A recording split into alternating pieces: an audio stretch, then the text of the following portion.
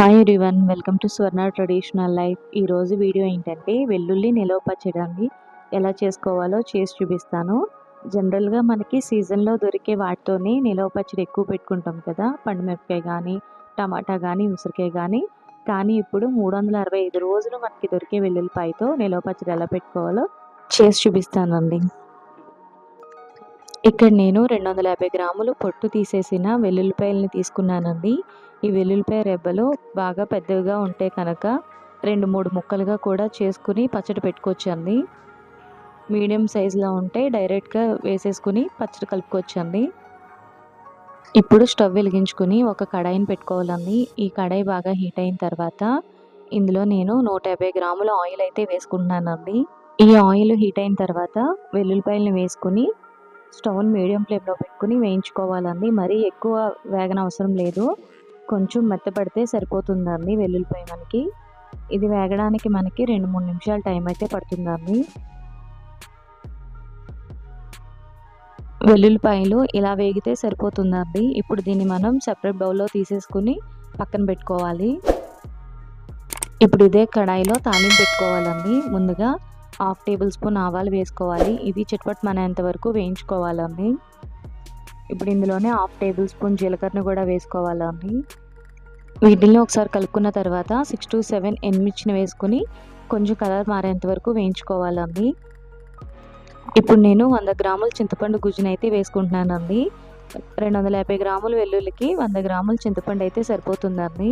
ఇప్పుడు నేను చింతపండు గుజ్జునైతే వేస్తున్నానండి. ఇప్పుడు ఈ చింతపండు గుజ్జులో ఉన్న వాటర్ కంటెంట్ అంతా పోయి చిక్కగా తయారవ్వాలండి. చిక్కగా తయారైన తర్వాత ఆయిల్ కూడా సెపరేట్ అయిపోతుంది. ఇప్పుడు దీన్ని లో ఫ్లేమ్లో ఫ్రై చేసుకోండి. ఇప్పుడు ఈ చింతపండులో ఉన్న వాటర్ అన్నది లేదండి. ఇప్పుడు దీన్ని పూర్తిగా చల్లారనివ్వాలి. 10 నిమిషాల తర్వాత పూర్తిగా చల్లారిపోయిందండి. ఇప్పుడు ఇందులోనే 50 గ్రాముల కారం అయితే వేస్తున్నానండి. కారం కొద్దిగా ఎక్కువ తినే వాళ్ళైతే ఇంకొక టేబుల్ స్పూన్ యాడ్ చేసుకోవచ్చండి.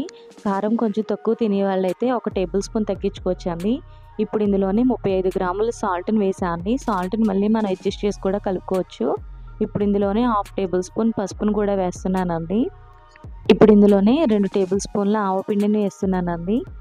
ఇప్పుడు ఇందులోనే 1 టేబుల్ స్పూన్ మెంతిపిండి వేస్తున్నానండి. మెంతిపిండి అన్నది వేయించి పొడి చేసుకున్నదండి. ఇప్పుడు ఇదంతా పూర్తిగా కలిసేటట్టు కలుపుకోవాలండి.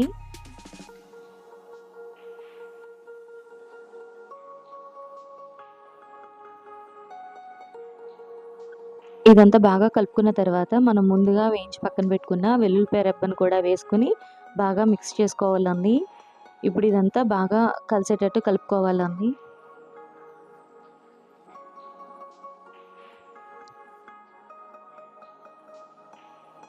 ఇలా మొత్తం అంతా కలిసిన తర్వాత ఒక గాజు బౌల్లో కానీ, గాజు సీసాలో కానీ వేసుకుని మూత పెట్టుకుని 1 డే అయినా సరే మనం పక్కన పెట్టుకోవాలండి. కంప్లీట్గా 24 అవర్స్ అలా వదిలేసిన తర్వాత ఈ పచ్చడి అనేది చక్కగా ఊరిపోతుందండి. దీన్ని మనం వెంటనే వేడివేడి అన్నంలో కాస్త నెయ్యి వేసుకుని తింటే చాలా బాగుంటుందండి. ఈ వెల్లుల్లి నిలవ పచ్చడి అన్నది మనకి 6-8 మంత్స్ అయితే నిలవ ఉంటుందండి.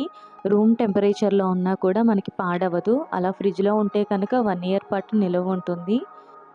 మీకు కనుక కొద్దిగా అయినా సాల్ట్ ఎక్కువైందంటే దీంట్లో కొద్దిగా నిమ్మరసాన్ని వేసి కలుపుకుంటే టేస్ట్ని బ్యాలెన్స్ చేయొచ్చండి. ఇలానే మీరు కూడా ట్రై చేసి టేస్ట్ ఎలా ఉందో మా కామెంట్ బాక్స్లో కామెంట్ చేయండి. మా వీడియో కనుక మీకు నచ్చినట్లయితే లైక్ చేయండి, షేర్ చేయండి, సబ్స్క్రైబ్ చేయండి. Thank you for watching.